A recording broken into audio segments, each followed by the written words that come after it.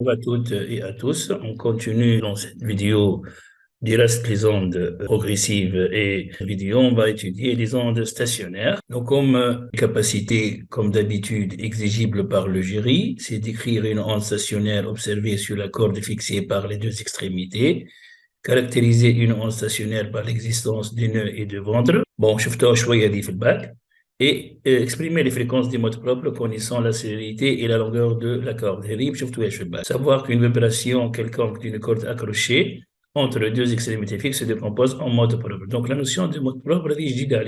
Alors, on va essayer de voir la situation physique maintenant. Alors, comme surtout في الباك, donc عندي هنا la corde élastique. Élastique, c'est pour permettre la propagation des ondes mécaniques.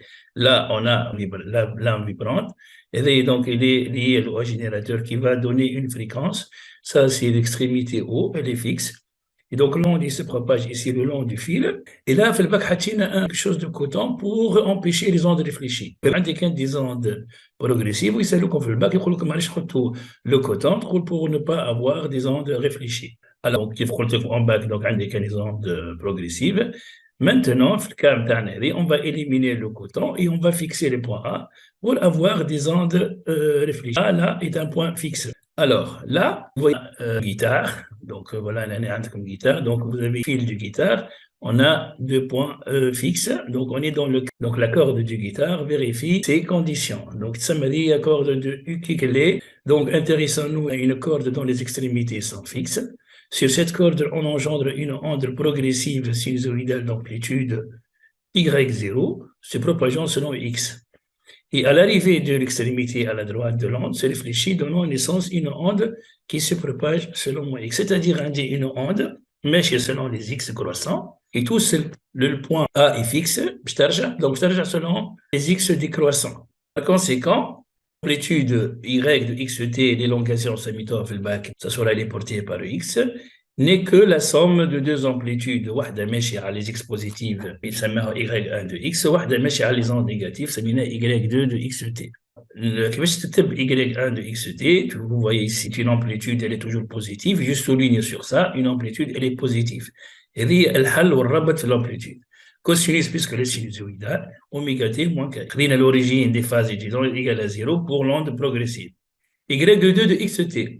باش تكتب Y0 prime, une amplitude elle est positive, cosinus même fréquence oméga t, et là le moins est plus, c'est une onde régressive. X est positif, X négatif, donc toi il y en a plus, il faut bien souligner ça.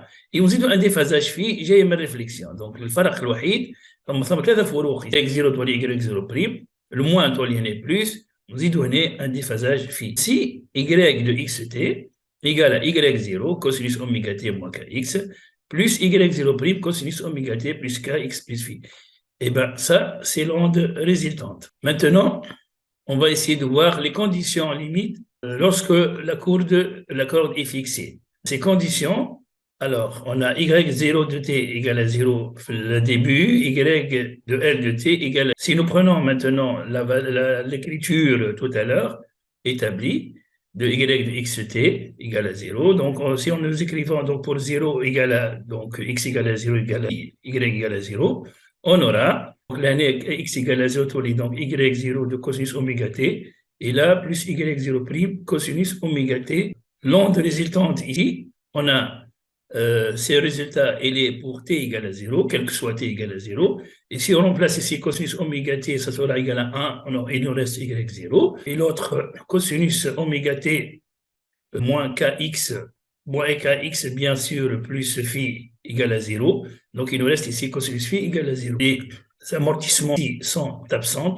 Le fait que ces amortissements sont absents nous laisse à écrire que l'amplitude y0' égale à y0, il n'y a pas d'amortissement. Vous voyez que si y0' égale à y0, on peut simplifier par y0, et j'aurai ici 1 plus cosinus phi égale à 0. Cosinus phi égale à moins 1, donc phi égale à pi.